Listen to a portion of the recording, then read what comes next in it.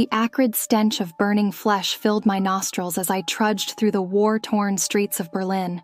Corpses littered the ground, their faces frozen in eternal screams. I am Lieutenant Emily America Chen, and this is my living nightmare. Dr. Aldrich Zola hobbled beside me, his hunched form a stark contrast to the destruction around us. His eyes darted nervously, like a cornered animal. I couldn't shake the feeling that we were being watched, hunted. "We must hurry, Lieutenant," Zola wheezed, his German accent thick with fear. "They're coming." I nodded, gripping my rifle tighter. We had been on the run for weeks, evading both Nazi forces and something far more sinister. Something that left a trail of impossibly mangled bodies in its wake. As we rounded a corner, a figure stumbled into view. A young woman, her clothes tattered and bloody. She reached out to us, her eyes wide with terror. "Please, help me," she croaked. I stepped forward, but Zola's bony hand clamped onto my arm with surprising strength. "No," he hissed. "We cannot stop." The woman's pleading eyes met mine, and for a moment I saw a flicker of hope. Then her body began to contort. Bones cracked and popped as her limbs twisted at impossible angles. Her jaw unhinged, stretching to an inhuman size as a guttural scream tore from her throat. I watched in horror as her flesh bubbled and melted, reforming into a grotesque mass of writhing tentacles and gnashing teeth.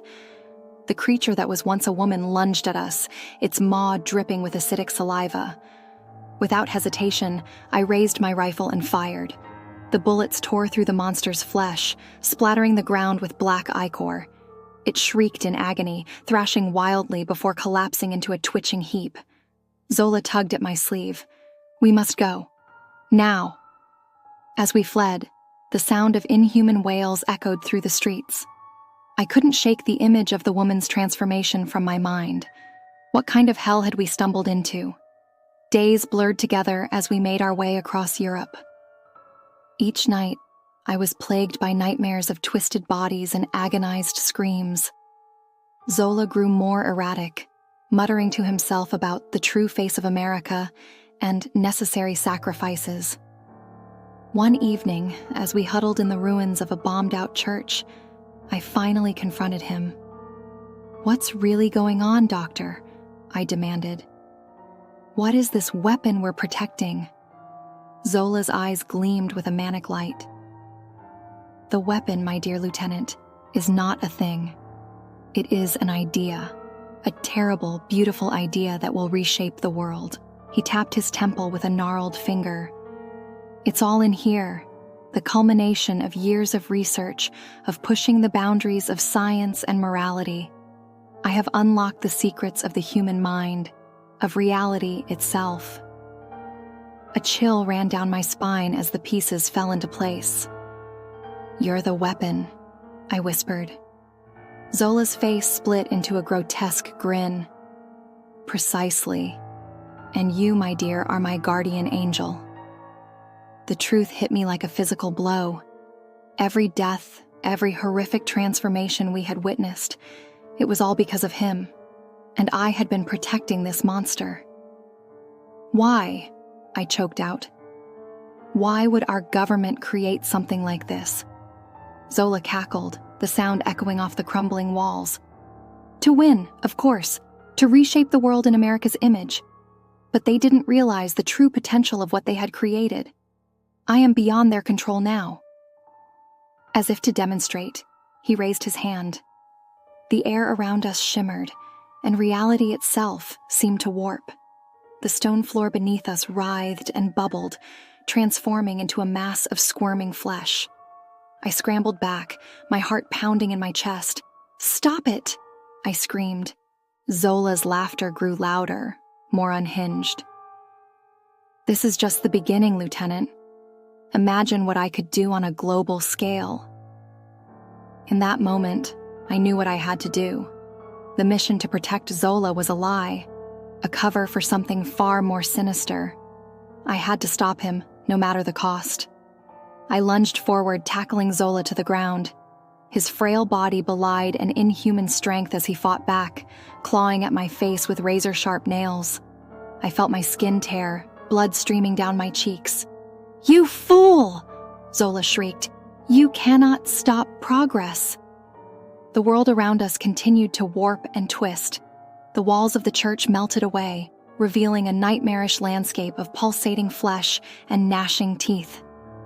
I could feel my mind starting to fracture under the assault of impossible geometries and colors that shouldn't exist. I wrapped my hands around Zola's throat, squeezing with all my might. His eyes bulged, and for a moment, I saw fear flicker across his face. Then his body began to change. Zola's flesh rippled and stretched, his form growing larger and more monstrous by the second. Tentacles erupted from his torso, wrapping around my arms and legs. I screamed as I felt my bones crack under the pressure. "You cannot kill an idea, Lieutenant," Zola's voice boomed, now distorted and inhuman. "I am the future." With my last ounce of strength, I reached for my sidearm. The tentacles tightened, threatening to tear me apart. I could feel my consciousness slipping away, the edges of my vision growing dark. "No," I growled through gritted teeth. "You're a mistake."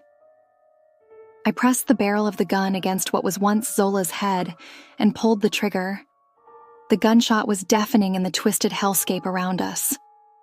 For a moment, everything froze. Then reality itself seemed to shatter.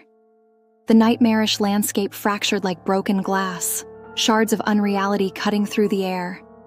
I felt a searing pain as my body was torn apart and reassembled countless times in the span of a heartbeat. When the chaos finally subsided, I found myself lying on the cold stone floor of the ruined church. Zola's body lay next to me, a smoking hole where his face had been. The air crackled with residual energy, and I could taste copper on my tongue. I tried to stand, but my legs gave out beneath me. Looking down, I realized with horror that my body was wrong.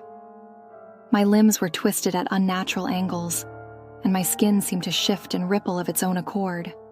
A mirror lay shattered on the ground nearby. In its fractured reflection, I caught a glimpse of my face. My features were distorted, my eyes glowing with an otherworldly light. I had become a monster. Tears streamed down my warped cheeks as the full weight of what had happened hit me. I had stopped Zola, but at what cost? The weapon, his twisted knowledge, had changed me irrevocably. As I stumbled out of the church, my misshapen form hidden beneath a tattered cloak, I realized that my war was far from over. Zola might be dead, but his idea lived on in me. I could feel it writhing in my mind, threatening to overtake me at any moment.